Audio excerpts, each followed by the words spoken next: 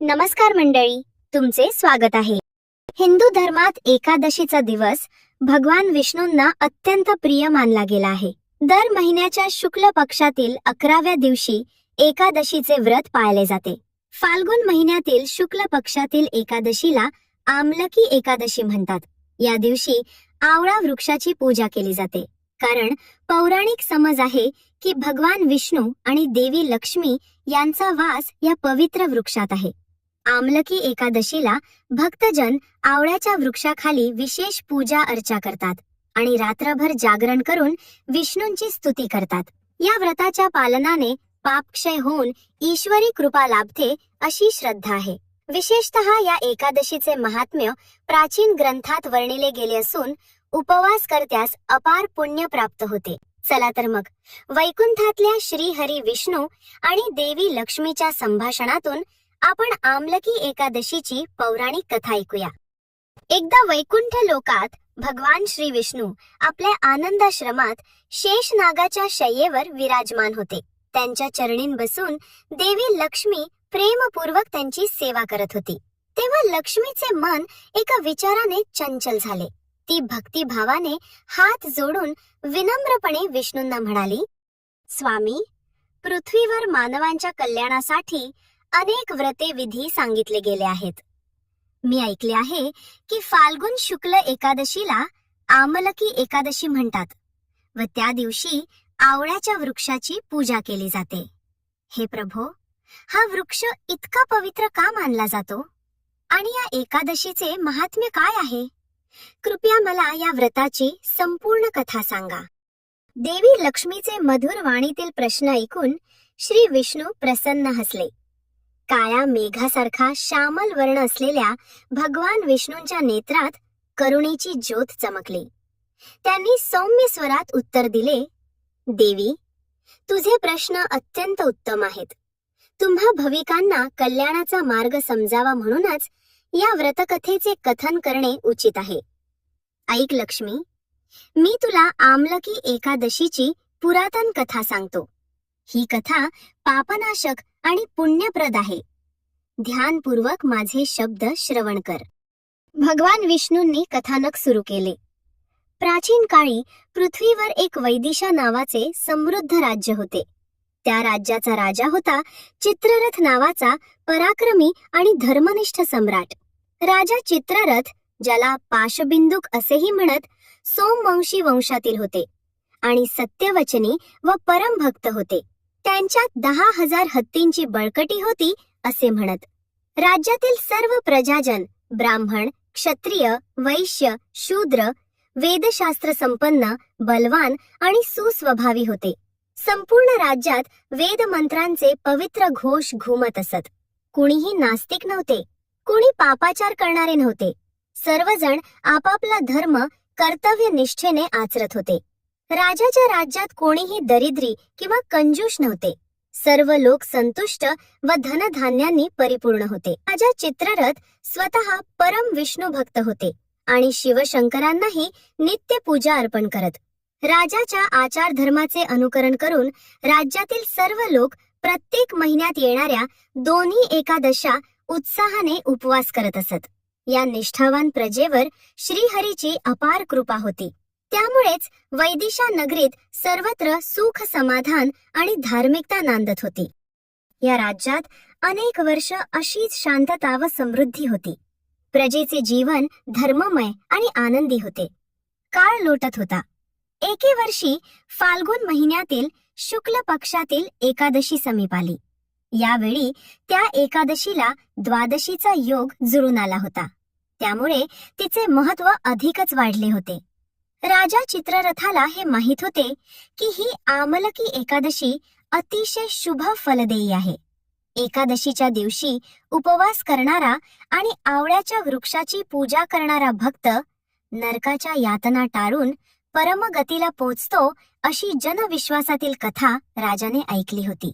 त्यामुळे राजाने ठरविले की यंदा आपण आणि आपले संपूर्ण राज्य हा पवित्र उपवास आदरपूर्वक पाळू. एकादशीचा पवित्र दिवस उगवला. प्रभातीच राजा चित्ररथ आणि समस्त प्रजाजनांनी नदीत स्नान करून पवित्रता प्राप्त केली. थंड सुवासिक पाण्याने अंग शुद्ध करताना सर्वांच्या अंतःकरणात भक्तिभाव उसळून आला.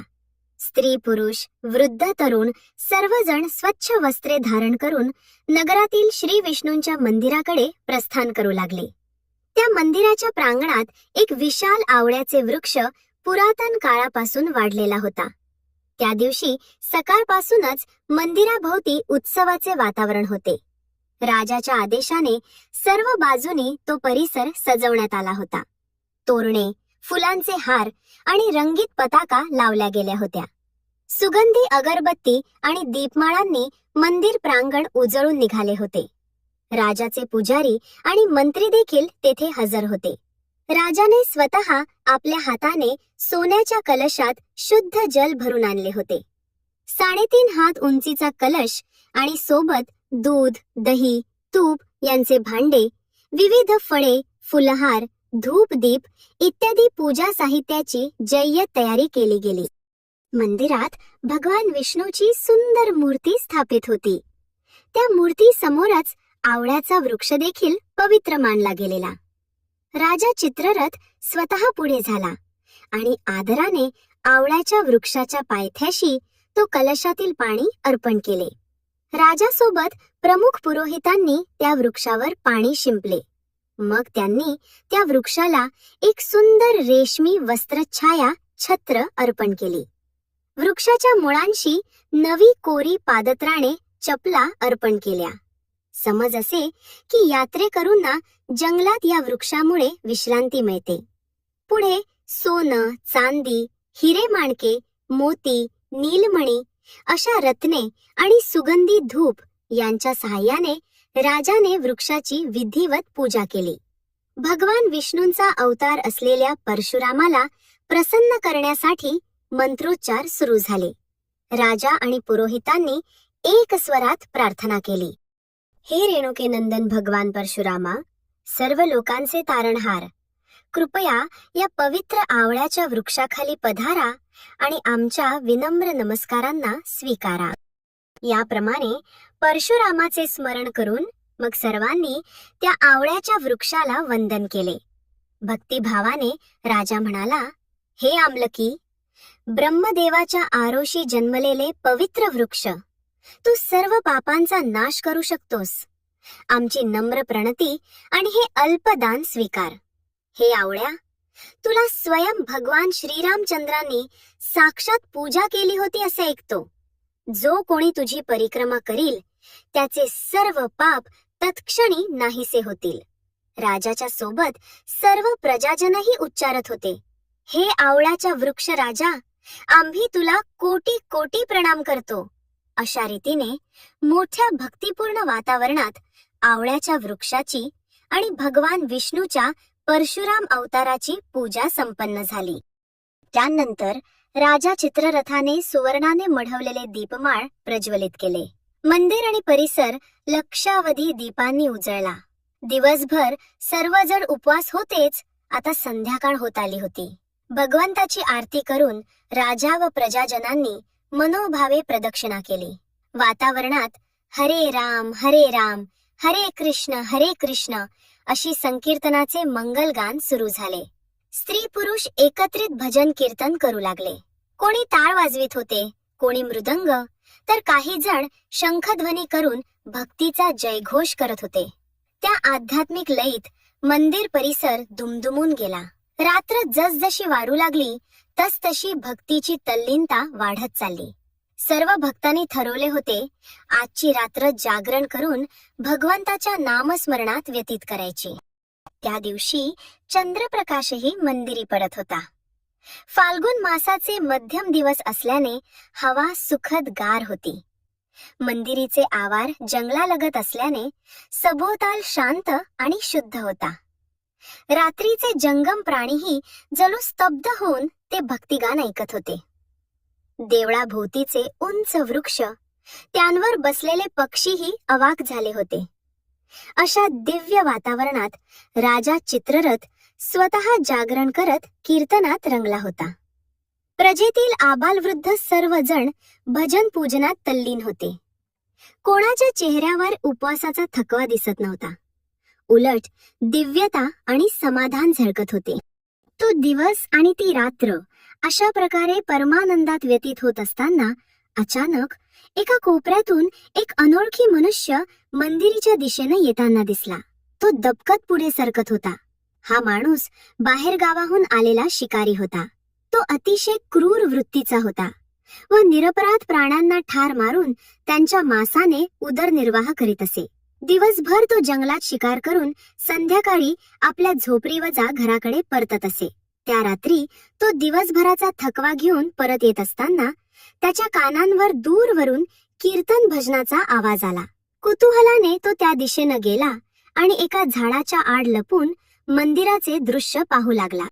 शिकारीनं इतके दिव्य दृश्य कधीच पाहिले नव्हते.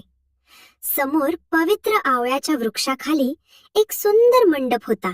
मध्यभागी चंदनाच्या पाटावर भगवान दामोदराची विष्णूची मूर्ती स्थापित केलेली होती. आजूबाजूला असंख्य तेला तुपाचे दिवे तेजानं लुकलुकत होते. समोर भक्तगण तालात मृदंग करताळ्यासह हरिनाम गात होते. काही जण उभे राहून उत्साहानं नृत्य करत होते. टाळ्यांच्या गजरात गोविंद गोविंद असा जयघोष होत होता. हे दृश्य पाहून आणि मंत्रोच्चार ऐकून शिकारी थपकून गेला. हे काय चालले आहे? मनात विचार करून तो झाडाआडून डोकावू लागला. त्या पापात्म्याच्या आयुष्यात कधीही अशा भक्तिपूर्ण गोष्टी आल्याच नव्हत्या. हिंसा आणि पाप यातच त्याचे आयुष्य गेले होते. परंतु त्या रात्री एक अलौकिक आकर्षण त्याला तिथे खिळवून ठेवत होते. तो निरओब्झर्व करीत राहिला. त्याचे थकल्यामले पाय जड झाले. हातातून शिकार केलेला धनुष्यबाण खाली सुटला आणि तो भारावलेल्या नजरेनं अखंड ते भजन पाहत राहिला. शिकारीच्या हृदयात हळूहळू बदल होऊ लागला. दिवसभर प्राण्यांचा जीव घेणारा तो त्या क्षणी भक्तांच्या मुखातून प्रभूचे गुणगान ऐकून चकित झाला होता. मी किती पापी जीवन जगलो, अशा अर्थाचे द्वंद्व त्याच्या मनात उमटू लागले.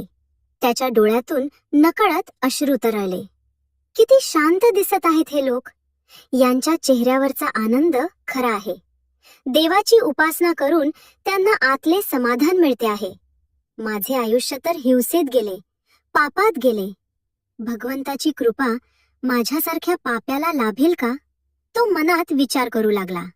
जाणीवपूर्वक किंवा नकळत त्या शिकाऱ्यानेही त्या दिवशी सूर्योदयापासून काहीच खाल्ले पिले नव्हते. दिवसभर शिकार करण्यात तो इतका मग्न होता की अन्नाचं भानही राहिलं नव्हतं. आणि आता या भक्ती संगीताने आणि दीप्तिमान वातावरणाने तो इतका तृप्त झाला की भुकेची जाणीव देखील लोपली. हेही एक दैवी योगच होता की पापी असूनही त्याच्याकडून आमलकी एकादशीचा उपवास आपोआप पाळला गेला. ती रात्र अशा प्रकारे सरली. अखेर ब्रह्ममुहूर्त जवळ आला तसा राजा चित्ररथाने शेवटची आरती करून उपवास पाळण्याची तयारी केली. लवकरच पूर्व दिशेला सूर्योदयाची लालिमा पसरू लागली. किरकिरी पहाट होताच राजाने आणि उपस्थित सर्वांनी परमेश्वराचे नाम घेऊन उपवास सोडण्याचे संकल्प केले. मंदिर प्रांगणात प्रसाद वाटला जाऊ लागला. राजा आणि प्रजाजन सुखद थकव्याने समाधानी होते.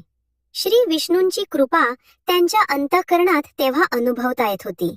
या दरम्यान तो शिकारी नकळतपणे सर्वांच्या नजरेआड राहिला होता. रात्रीभर तो लपून साक्षी भावाने ते दृश्य पाहत राहिला होता आणि कुणाच्याही ध्यानात आला नव्हता. आता सकाळ होताच राजदरबार आपल्या नगराकडे परतू लागला. तो शिकारीही सावकाश त्या मंडळीतून निघून आपल्या झोपडीकडे गेला. झोपडीत पोहोचताच त्या भुकेल्या शिकारीने थोडे अन्न सेवन केले. त्याची पत्नी व मुलं त्याची वाट पाहतच होती. अन्न ग्रहण करून तो विश्रांतीसाठी आडवा झाला.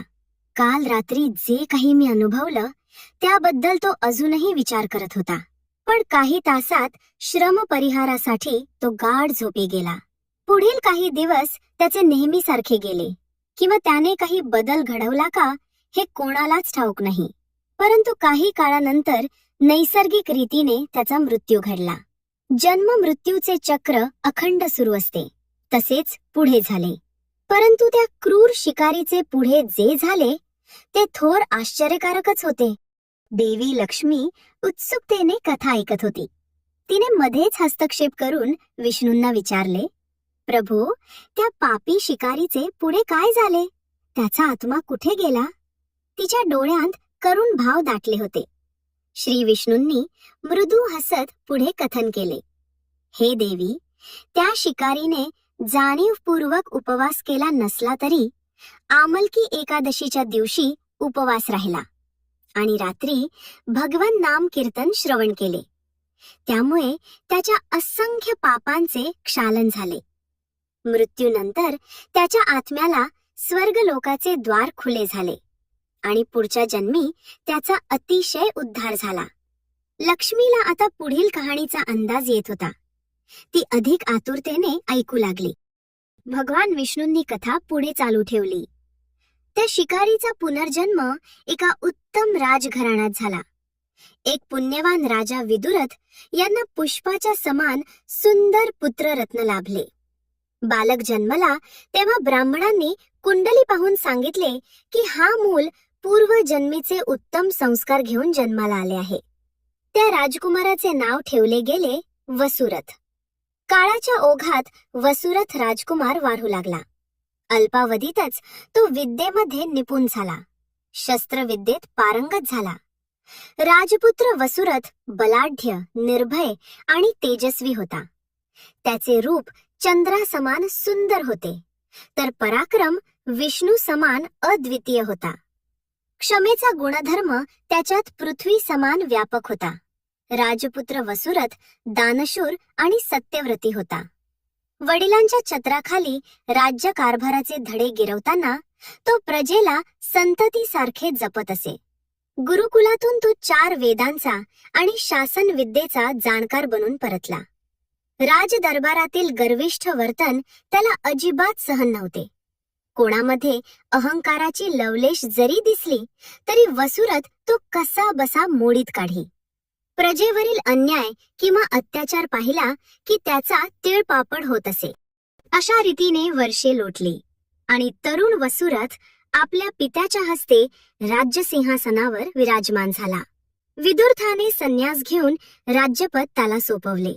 जयंती नावाच्या राजधानीतून राजा वसुरथाने आपल्या राजवैभवाचा आणि प्रजावत्सलतेचा ध्वज उंचावला. रथ, हत्ती, घोडे आणि विशाल सेना यांनी सुसज्ज अशी त्याची साम्राज्य शक्ती होती. पण या सर्वावर त्याची करुणा, दया आणि धर्मनिष्ठा या गुणांचा वरचष्मा होता. वसुरथ प्रजेच्या सुखदुःखात सहभागी होऊन राज्यकारभार करत होता. तो विधवा, अनाथ, दरिद्री यांना नेहमी सहाय्य करी. त्याच्या राज्यात कुणीही उपाशीपोटी झोपत नसे. अशा या गुणसंपन्न राजामुळे जयंती राज्य सुख समृद्धीने बहरले. प्रजेने त्याला देवतुल्य मानले होते. पण राजेला स्वतःला आपल्या पूर्वजन्माबाबत काहीच ठाऊक नव्हते. तो आपल्याच तेजाने प्रकाशमान होता. एके दिवशी राजा वसुरथाला शिकार खेळण्याची इच्छा झाली. काही सैन्य आणि विश्वासू साथीदार घेऊन तो राजवाड्या बाहेर पडला. घनदाट अरण्यात शिकार करण्याचा थरार त्याला अनुभवायचा होता.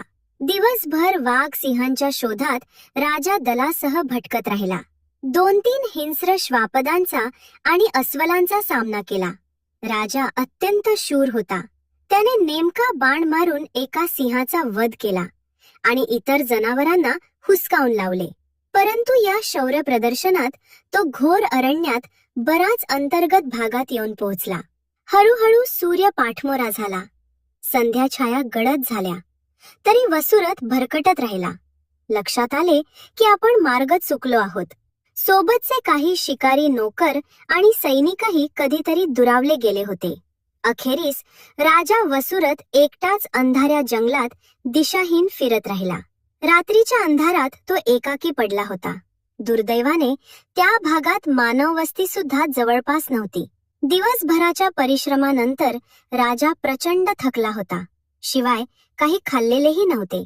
वनातील वाट चाचपडत तो पुढे जात असताना शेवटी एका वृक्षाखाली सुखद गार सावली दिसली. रातकिड्यांचा कर्कश आवाज ऐकू येत होता. थकव्याने राजा वसुरथ याचे डोळे जड होऊ लागले. शेवटी त्याने निश्चय केला की आजची रात्र इथेच काढूया, उद्या पुन्हा मार्ग शोधू. राजा वसुरथाने जवळची शस्त्रे आपल्या हाताशी ठेवली आणि त्या वृक्षाच्या बुंध्याला टेकून डोळे मिटले.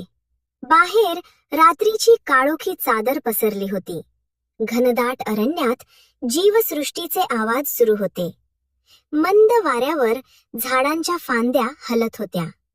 राजा वसुरथ गाढ निद्राधीन झाला. विशाल गभाळ वृक्षाखाली राजसिंह जलद सप्तरंगी स्वप्नात हरवून गेला. या अरण्यातच काही अंतरावर कोलभिल नामक आदिवासी जमातीचे काही भटकंती करणारे लोक तळ ठोकून होते. हे लोक वर्षानुवर्ष या जंगल प्रदेशात राहत होते. काही काळापूर्वी राजा वसुरथाने दुष्ट प्रवृत्तीच्या काही आदिवासी टोळ्यांविरुद्ध सैन्य पाठवून कारवाई केली होती. त्या संघर्षात या जमातीच्या काही पुरुषांना वसुरथाने ठार मारले होते. काहींना तुरुंगात डांबले होते. त्यामुळे त्यांचे नातेवाईक पळून जंगलात लपले होते. आता त्यांचे मन बदला घेण्यासाठी व्याकुळ झाले होते. राजा वसुरथमुळेच आपले आई वडील, काका मामा मारले गेले. आपली कुटुंबे उद्ध्वस्त झाली. आपण जगण्यासाठी वनवन भटकतो आहोत, अशा संतप्त भावना त्या आदिवासींच्या मनात खदखदत होत्या. आणि दुर्दैवाने त्या दिवशी तो सुराने पेटलेला टोळका जंगलात फिरताना राजाच गडूळ झोप घेत असलेला त्यांना आढळला. एक क्षणासाठी त्यांना डोळ्यावर विश्वास बसला नाही. हा तोच आपला शत्रू राजा वसुरथ. तो एकटाच निशस्त्र अवस्थेत झोपला आहे. हे बघून त्यांच्या डोळ्यात क्रोधाची ठिंगी चमकली. जमातीतील एक बटा लोकांना चूप होण्याचा इशारा करून दबे पावलांनी राजाच्या जवळ आला. वसुरथ झाडाखाली निद्रेच्या अधीन होता. ही संधी दवडली तर पुन्हा मिळणार नाही, त्या हल्लेखोरांनी विचार केला. दुष्ट आनंदाने काही जणांनी हातातील भाले, दंडुक्या आवळून धरले. एकाने अधीर होऊन पुटपुटत विचारले, काय करू आता? मारून टाकूया का याला? त्याच्या डोळ्यात बदला घेण्याची लालसा दिसत होती. दुसरा एक क्रूर कर्मी कुजले हसून म्हणाला, होय, या नराधमाने आपल्या कुटुंबाचे संहार केले. याला जिवंत ठेवून उपयोग नाही. आणखी एक जण गुरगुरला, याने आमचे जीवन उद्ध्वस्त केले. आता आपण या राजाचा शेवट करूया. असा निर्णय होऊन ते आदिवासी हळूहळू वसुरथभोवती जमले. क्षणभर राजाच्या गाढ झोपलेल्या चेहऱ्याकडे पाहून त्यांचा द्वेष अधिकच भडकला. त्या ग्रहणाच्या अंधारात त्या टोळक्याच्या चेहऱ्यावर राक्षसी भाव होते. काही क्षणातच त्यांनी अघोरी हल्ला केला. कोणी भाला भोसकायला पुढे झाला, कोणी तरवार चालवली, तर काही जणांनी विषारी बाण आणि जादू टोणांची दोर काढली. त्यांनी एकच घोषणा केली, मार हा वसुरथ, सूर घेऊया. एकच कल्लोळ उडाला. परंतु आश्चर्य, जेव्हा जेव्हा त्यांच्या हातातील भाले आणि हत्यारे राजाच्या शरीराजवळ पोहोचू लागले, तेव्हा ते काही अदृश्य भिंतीला आपटून परत येत होते. कुणी तरवार चालवली, ती हवेतच विरघळली. कुणी विषारी बाण मारला, तो मध्येतून वाकडा होऊन जमिनीवर पडला. जादू टोण्यांनी बांधलेल्या दोऱ्या तर स्वतःच तुटून गेल्या. त्या रक्तपिपासू आदिवासींच्या लक्षात आले की एक अदृश्य संरक्षक कवच राजाभोवती आहे. ही गोष्ट त्यांच्या आकलनाच्या पलीकडची होती. काही वेळा प्रयत्न करूनही राजा वसुरथच्या देहाला स्पर्श देखील करता न आल्याने ते भयभीत झाले. ज्यांच्या चेहऱ्यावर सुडाने पेटलेले भाव होते, त्यांची आता घाबरून गाळण उडाली. ही काय जादू आहे? राजा तर झोपलाय, मग आमची शस्त्रे त्याच्यापर्यंत पोचत का नाहीयेत? ते एकमेकांना विचारित होते. काही जण घाबरून थबकले, तर काहींच्या हातातील शस्त्रे गळून पडली. एखाद्या अघोरी शक्तीला तोंड दिल्यासारखे त्यांचे धैर्य गळाले. ते विव्हळू लागले. ज्या राजा वसुरथने पूर्वी त्यांचा नाश केला, त्यालाच पाहता पाहता आता काही दैवी शक्ती रक्षण करत आहे, हे दृश्य त्यांच्या डोळ्यांसमोर घडत होते. इतक्यात त्या अंधाऱ्या रात्रीत एक चमत्कार घडला. अचानक राजाच्या निर्धारित शरीरातून एक तेजस्वी प्रकटीकरण झाले. एक दिव्य तेजोमय स्त्री आकृती राजाच्या अंगातून बाहेर आली. ती सुंदरी रणरागिणी सारखी शोभत होती. अंगावर सोनेरी अलंकार झळकत होते. शरीरातून मंद सुवास दरवळत होता. गळ्यामध्ये ताज्या फुलांची मनमोहक माळ होती. परंतु तिच्या कपाळावरची भुवई क्रोधाने ताणली गेली होती आणि डोळे तर लाल भरक अग्नीप्रमाणे धगधगत होते. ती दिव्य नाळी अवतार पाहता क्षणी भील आदिवासी थरथर कापू लागले. ती स्त्री काळ स्वरूपिणी यमदूतेप्रमाणे भासली. तिच्या हातात विष्णूचे ब्रह्मांड विध्वंसक अस्त्र सुदर्शन चक्र तेजाने प्रदीप्त होत होते. अचानक त्या अष्टभुजा देवीने प्रचंड गर्जना करत सुदर्शन चक्र भिरकावले. ते चक्र विजेप्रमाणे त्या सर्व आदिवासी हल्लेखोरांवर तुटून पडले आणि एक क्षणातच त्यांचा संहार करून भूमीवर परत आले. त्या दिव्य स्त्रीकडून निघालेली ती उष्ण तेज लहरी सर्वत्र पसरली आणि क्षणार्धात सारे कायकृत्य समाप्त झाले. एक एक करून ते नराधम भूमीवर कोसळले, निष्प्राण जळालेले देह घेऊन. एक दीर्घ निश्वास टाकून त्या तेजस्विनीने क्षणभर झोपलेल्या राजाकडे प्रेमळ दृष्टीने पाहिले आणि बघता बघता अंतर्धान पावली. पुन्हा सारा परिसर अंधकारमय आणि निवांत झाला. जणू काही घडलेच नव्हते असा सगळा माहोल होता. काही वेळाने राजा वसुरथ हळूहळू डोळे चोळत जागा झाला. रात्र अजून बाकीच होती, पण पूर्वेकडे सकाळची किंचित लाली दिसू लागली होती. राजाला पटकन जाणवले की आपण तर जंगलात झोपलो होतो. तो भानावर येत आसपास पाहू लागला. समोरचे दृश्य पाहून तो थक्क झाला. वृक्षाच्या सभोवताली काही अज्ञात जळालेली मानवी शरीरे विखुरलेली होती. मृत्युमुखी पडलेल्या त्या लोकांचे तोंड भीतीने वाकडे झालेले होते. हातात शस्त्रे होती, पण तेवढ्यातच ठार मारले गेल्यासारखे दिसत होते. राजा वसुरथ हबकून गेला. त्याने स्वतःला सावध करत पटापट आपले शस्त्र उचलले व चहूबाजूने पाहू लागला. कोणी शत्रू दिसत नव्हते, पण हे कसे शक्य आहे? राजा विचार करू लागला. हे सर्व माझे वैरी असावेत. कोणीतरी माझ्यावर घाला घालायला आला होता, पण त्यांना मारले कोणी? माझा रक्षक कोण आहे? राजाच्या मनात विचारांचे काहूर उठले.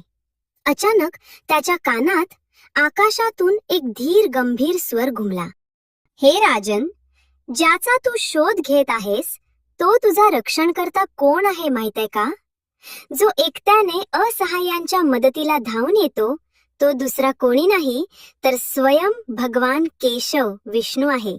परमेश्वरच आपल्या निष्कपट भक्तांचे सर्व संकटातून रक्षण करतो.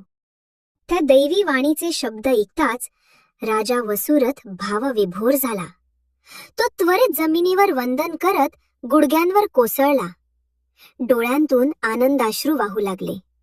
श्रीहरी, केशवा असे उच्चारतच तो हृदयापासून रडू लागला. त्याच्या मनात तीव्र भक्तिभाव दाटून आला, कारण अनाहूतपणे त्याचे प्राण वाचवणारा त्याचा कोणी दासी किंवा सैनिक नव्हता, तर साक्षात ईश्वर होता. प्रभू, मी आपल्या चरणांचा यती आहे. मला क्षमा करा की आपण दिलेल्या आयुष्याचे स्मरण ठेवू शकलो नाही. तो हुंदके देत प्रार्थना करू लागला. त्याचा देह आनंद श्रद्धेने पुलकित झाला होता. काही क्षणांनी शांतता पसरली. राजा वसुरथने ते मृत आदिवासींचे दहन करून श्रद्धेने त्यांना माफ केले. देवाच्या लीलेंचे स्मरण करत तो त्या जंगलातून मार्ग शोधू लागला. आश्चर्य म्हणजे लवकरच त्याला आपल्या सैनिकांचा शोध लागला आणि ते राजाला सुखरूप राजधानीत घेऊन परतले. जयंती नगरीत पोहोचताच राजाचा जय जयकार करण्यात आला. पुढे राजा वसुरथने दीर्घकाळ इंद्रासमान ऐश्वर्याने राज्य केले. त्याच्या कारकिर्दीत त्याला कुठलेही मोठे विघ्न बाधा आडे येऊ शकले नाहीत, कारण स्वतः विष्णूंची कृपा सतत त्याच्यावर होती. श्री विष्णूंनी कथा समाप्त केली. लक्ष्मी देवी दोन्ही हात जोडून तल्लीन अवस्थेत ऐकत होती. परम उत्सुकतेने तिने विचारले, हे स्वामी, ही इतकी अद्भुत लीला तुम्ही करून दाखवलीत. मला आता समजले, तो शिकारी पुनर्जन्मानेच राजा वसुरथ झाला होता आणि पूर्वजन्मी अनाहुतरित्या आमलकी एकादशीचा उपवास केल्यामुळे त्याला परमेश्वराची अशी संरक्षण कृपा लाभली. अहो, आपल्या भक्तांवर किती अपरंपार दया आहे तुमची. तिचा कंठ भक्तिरसाने भरून आला होता. डोळ्यांतून आनंदाश्रू ओघळत होते. विष्णूंनी प्रेमपूर्वक तिच्याकडे पाहिले आणि म्हणाले, देवी, हेच या आमलकी एकादशीचे महान फळ आहे. जो कोणी निष्काम भावनेने, शुद्ध भक्तीने हा व्रताचे पालन करील, त्याच्या या जन्मातीलच नव्हे तर पुढील जन्मींच्याही कल्याणाचे बीज रोवले जाईल. आमलकी एकादशीचा उपवास स्वर्ग आणि मोक्षाची द्वारे खुली करतो. हा व्रत सर्व पापांचा नाश करणारा आणि वैकुंठ प्राप्ती करणारा आहे. म्हणून हे व्रत श्रद्धापूर्वक पाळावे. भगवान विष्णूंनी पुढे लक्ष्मीला उपदेश केला. मृत्यूलोकातील मानवांनी ही कथा ऐकून या व्रताच्या महात्म्यावर अढळ विश्वास ठेवावा. जे भक्त श्रद्धेने आमलकी एकादशीचे व्रत करतील, त्यांनी सांसारिक अडचणींवर मात करून अखेर परमधामात स्थान मिळवावे, हीच प्रभूची इच्छा आहे. लक्ष्मी देवीने भगवानांचे उद्गार हृदयात ठेवून त्यांना वंदन केले. तिने पाप भयाने कापणाऱ्या स्वरात म्हटले, प्रभो, या उपवासाच्या पुण्यफलासाठी सर्व लोकांनी नक्कीच हे व्रत आचरावे. आपल्या कृपेमुळे पापीही पावन होतो, ही गोष्ट अत्यंत हृदयस्पर्शी आहे. विष्णूंनी समाधानाने डोळे मिटले आणि लक्ष्मीकडे आशीर्वादाने पाहिले. भगवान विष्णू आणि देवी लक्ष्मी यांचा संवाद संपला. वैकुंठात पुन्हा आनंदोत्सव साजरा झाला.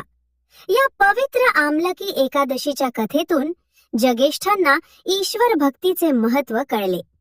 जेव्हा युधिष्ठिर राजाने सुद्धा श्रीकृष्णाला या व्रताची महिमा विचारली होती, तेव्हा देखील त्याला हाच प्रसंग कथन करण्यात आला होता असे म्हणतात. ह्या कथेचे स्मरण करून भक्तजन आवळ्याच्या वृक्षाची पूजा करतात आणि भगवान विष्णूची आराधना करून जीवनपथ उजळवतात. अशी ही आमलकी एकादशीची दिव्य कथा आहे. जे कोणी श्रद्धेने ही कथा ऐकतात किंवा वाचतात, त्यांचे सर्व पाप नष्ट होऊन त्यांना परमेश्वराची भक्ती व कृपा प्राप्त होते, असा शास्त्रवचनातून उल्लेख आहे. आम्ही साऱ्यांनीही या व्रताचा संकल्प करून जीवन पवित्र आणि सुखमय करावे. शेवटी विष्णू लक्ष्मीच्या कृपेनेच जीवजंतूंचे कल्याण होत असते. जर तुम्हाला ही कथा भावली असेल तर कृपया लाईक, कमेंट, शेअर आणि सबस्क्राईब अवश्य करा.